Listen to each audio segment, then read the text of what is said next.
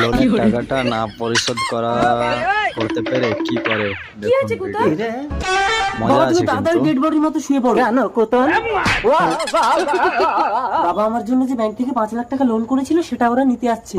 যারা না তুমি তাড়াতাড়ি কান্নার নাটক করো। আমার শ্বশুর গো, বাবা তুমি চলে গেলে।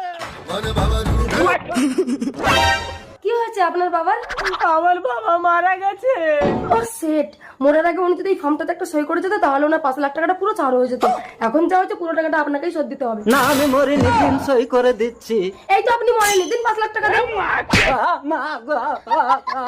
উদয় বাবু, পুলিশ উদয় নিয়ে বাবু, এসছে লোনের পয়সা তুলতে, মানে অনেকদিন থেকে আমি দিচ্ছে মার্ডার না। করিনি বাবা, তুমি উঠে সইটা করে দাও তো। 5 লাখ